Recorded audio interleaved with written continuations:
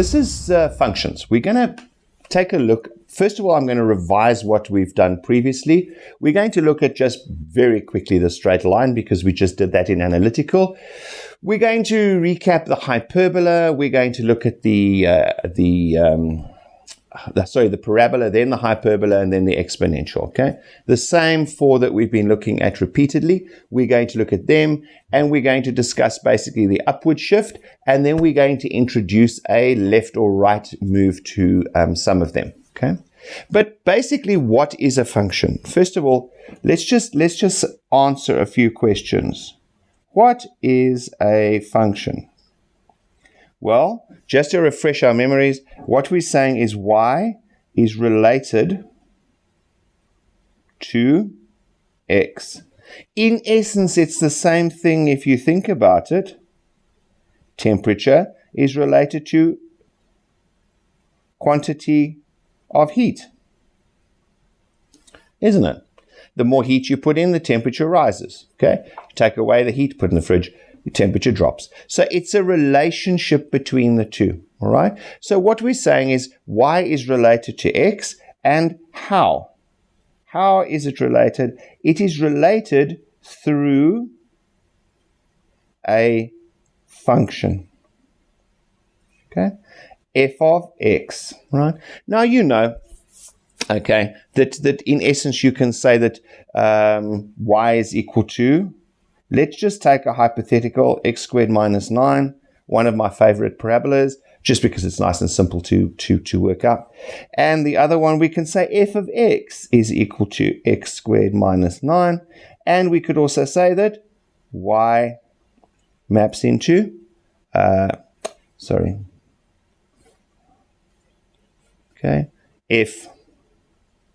maps into x, okay?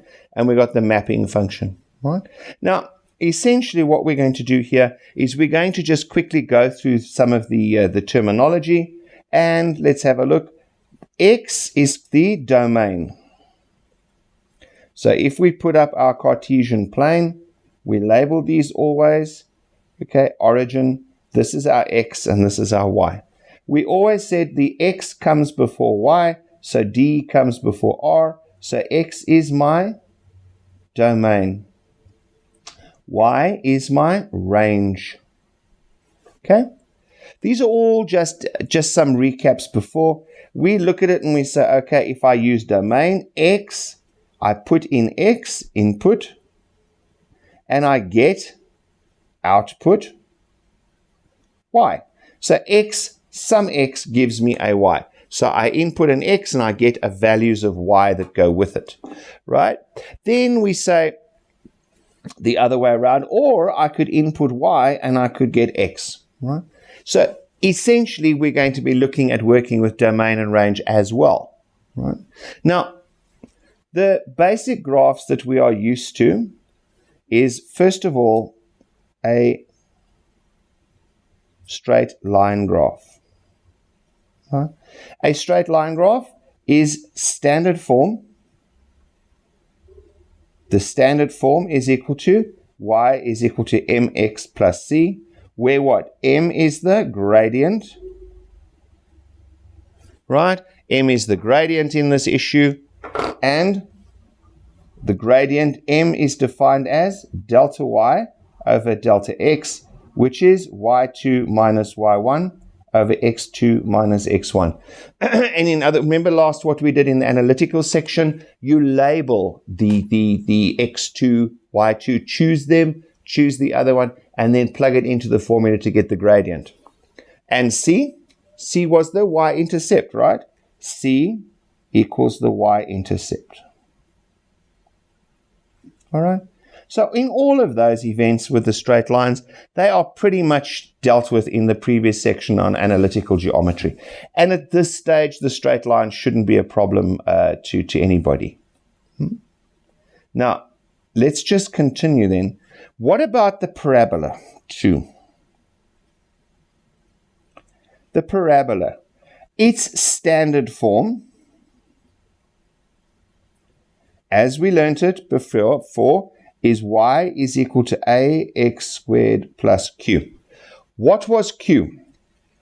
Q is the vertical shift. In other words, if Q is, that's not a Q, that's a G, let's put a Q. Q is greater than 0. In other words, what does that mean? It means if it's positive. Okay, if Q is positive, then the graph moves up. If Q is less than 0, negative, then the graph moves down, doesn't it? Right? So the Q is telling us we're starting with a standard shape. Okay, so we start with the shape here. Let me just get another page going. We're starting with a standard shape ax squared, and we know that essentially this graph is looking like this. Okay, it's not 100% accurate, but okay. All right, it sort of looks like that. And we know as we move A gets bigger, what happens is the graph starts to come in like this. Okay, as A gets bigger, that was my version of bigger. Okay, the graph gets steeper or tighter, whichever you prefer, closer to the axis, right? As A gets smaller, what happens is the graph gets flatter and it becomes more like a dish. So this is A, let's say A equal to a quarter, and on top the red one is A equal to 4. Okay, and the black one, let's say, is, shall we say, A equals 1, right? So that's all we have to know. What did we do when we introduced Q? Well, we moved the graph. Remember, we started with one of those. We moved it either up there or we moved it down there. A is negative in that case, right? So Q is equal to a negative. And over here, Q is equal to a positive. So this is y is equal to ax squared plus q. This is y is equal to ax squared minus q, down that way. Well, let's just put in a few little terms with this guy as well then. Let's use my green one just for a change. And let's have a look. This point here was called the turning point, right? And if it's this way, it reaches a maximum value. And no prizes. This is the turning point. And it's a minimum value. Okay, so we're looking at basically x where y is a minimum or a maximum. It's the domain to the range, essentially, is it not? Okay, so what have we got here? We've basically covered that sort of thing. So that's the general shape of a parabola, isn't it? What is the general shape of a hyperbola? All right. Let's have a look at number 2. Let's go through hyperbola. Okay, the standard form.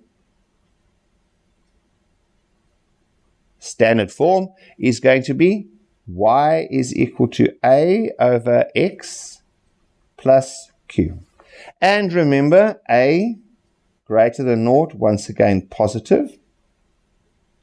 Right? It means graph in quadrant 1, quadrant 3. I always just go, it's here somewhere, like that. And if a is less than 0, if it's negative, the graph's in Q2, Q4. I just go, when I'm drawing, sketching them, I just say to myself, that gives us the shape. Right? Let me just go back onto the previous one where I talked about A. Okay. All right. Where are we? Where are we? Ah, there we go. So I can say here, A is the shape. It's either that way or that way. Okay? This is negative and this is a smiley face or positive. Moving on, whoops, a little too far there. So we've got our hyperbola. Then what was Q? Q, what are you? Q once again is vertical shift. Okay, so what does it do? It meant we moved the standard graph up. The standard graph was this character, right? It was this one. I'm just going to use that one there. All right, and remember that it moves closer and closer to the axis there, correct? Like that, because these axes are asymptotes, remember? Right? And what did we say? We said that now, if we had a positive, we lifted it up by Q. So the asymptote becomes y is equal to Q, and therefore the entire graph goes up with it, correct? And there she goes, like that. All right? If Q was negative, what happened?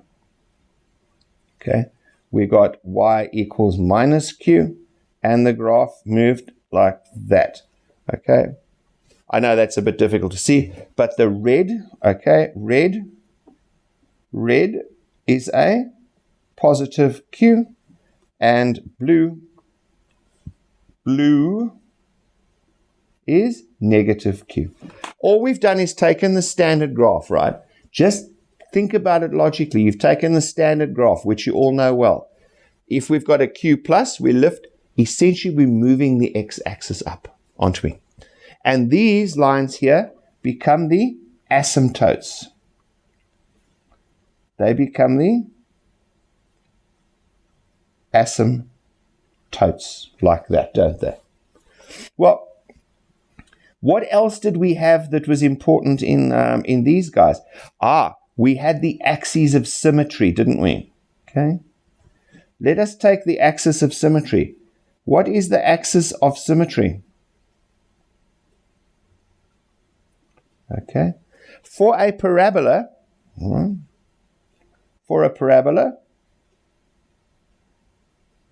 it's this line here, because I can fold about that line, and the two parts of my graph come over each other like that. In other words, it is symmetrical over that line. I'm folding it over that line like that.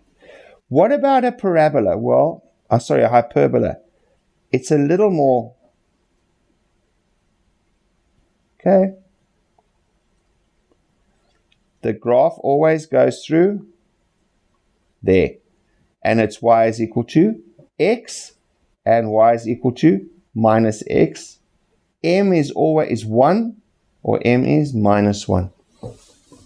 It goes through here, and just as a matter of interest, that's 45 degrees. Why? Because the slope is 1. Arctan of 1 is 45 degrees. Now, so that's quite straightforward for a parabola like that. But what about a parabola where we've got a function that lifts it up? In other words, we've got an asymptote. Right? I'm just going to draw. Let's just change it. Do it as a negative graph, shall we? I'm going to put the asymptote here in red.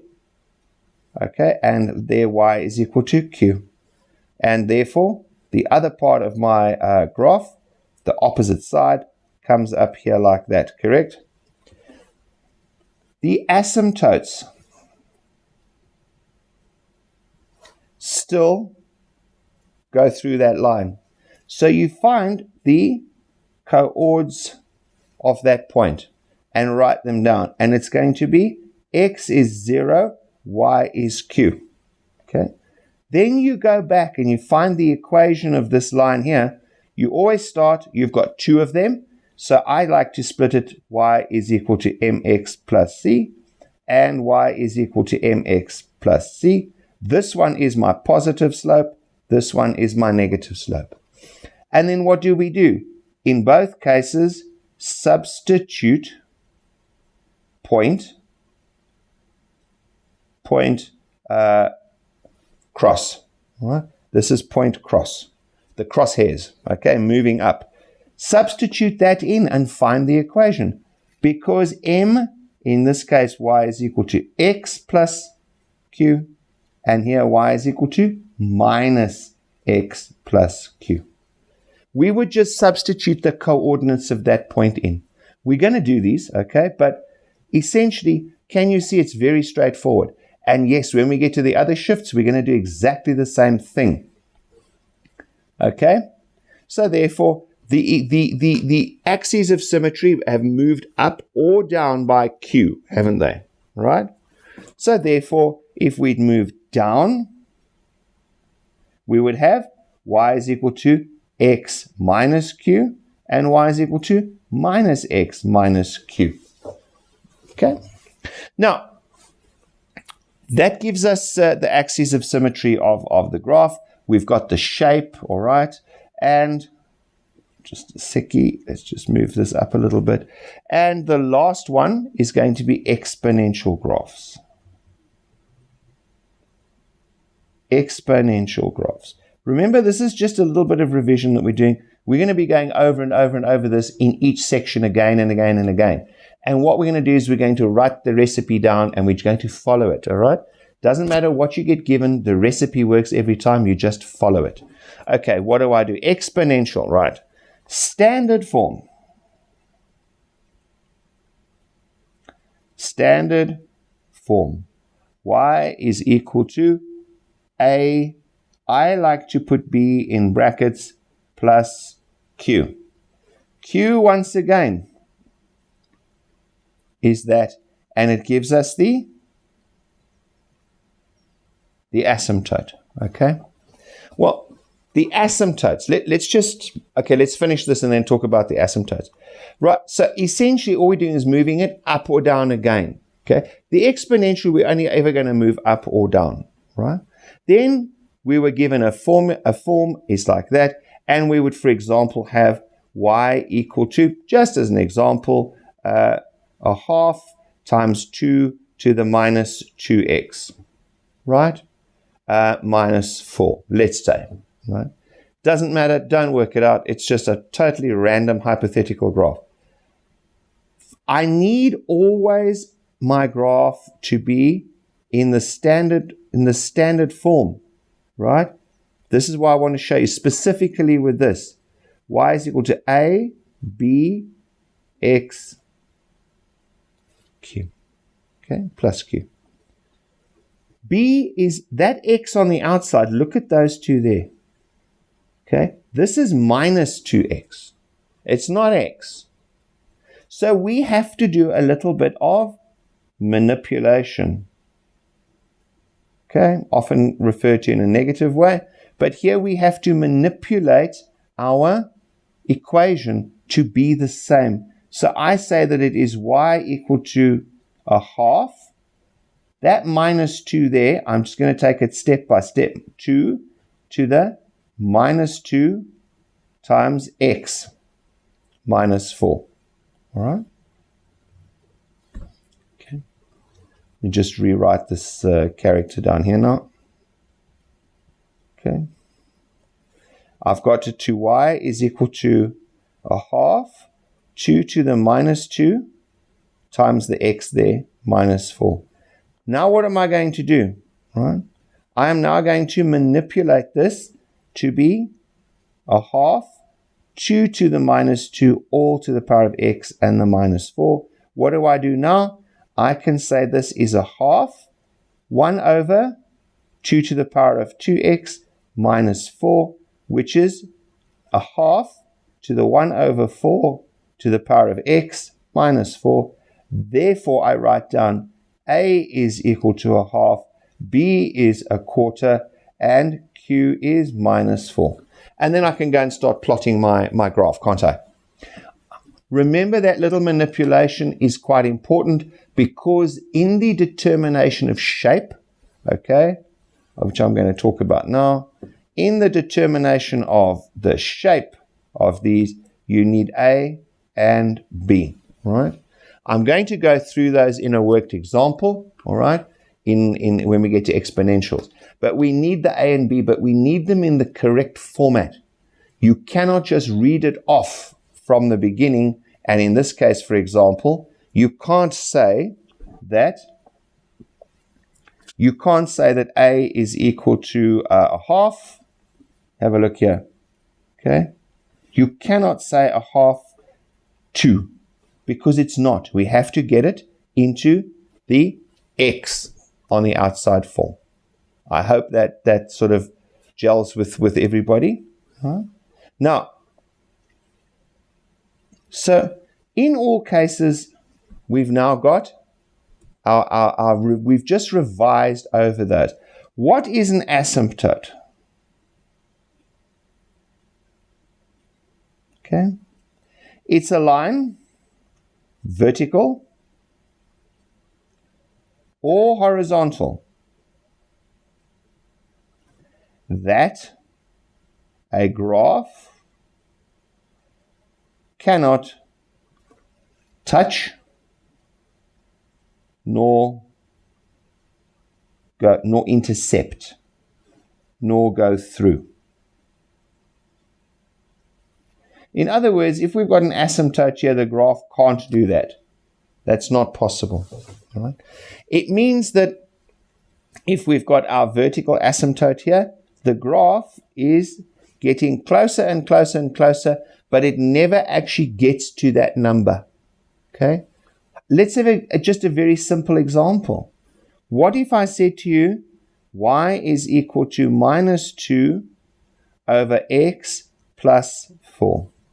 You would say to me, okay, I know how to draw that. Shape first, it's negative, therefore it's going to be there and there. You would then go and you'd say the asymptote is at 4, so basically you're going to have a graph up there, and you're going to have a graph down there, you'd solve for that, right? But x, remember when we did fractions, when we have an x in the denominator, x in the denominator, what did we have? We had the block, restrictions. We had restrictions over there. We said x cannot be equal to 0. We looked at every value that would make the denominator 0. And we said x cannot be that. Why? Because you can't divide by 0. It is, well, infinitely times if you like, but it's not permitted. It's not allowed. It's undefined. That's the word I was looking for. It's an undefined number. So therefore, in this case here, we say that the line x equals 0 is an asymptote. So can you see already this line here? I'm actually going to remove it as a black line now, and I'm going to put it in as a red. That is, in fact, the line x equals 0 is a vertical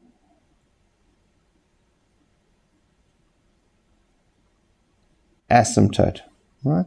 Just the same way as the line down here, y equals minus q. Whoops, that's really ugly. Let's change it. Minus q is equal to the horizontal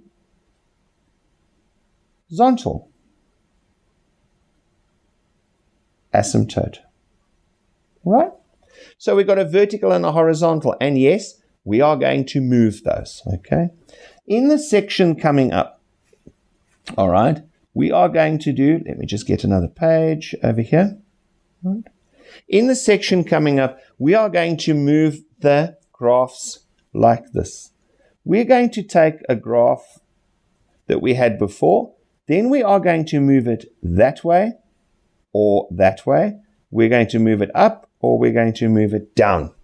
We're not going to do that with a straight line because you know already what that looks like. Okay?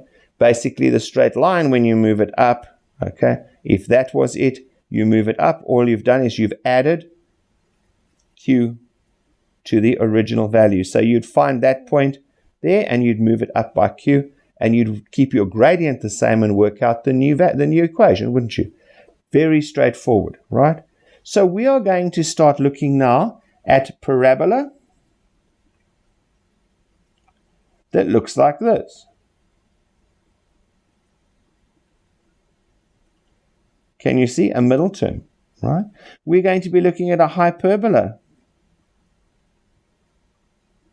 okay, that looks like this. We're also going to look at a parabola that looks like this, x minus p all squared plus q. Hold on, what is that? That was from what? Completing the square, right?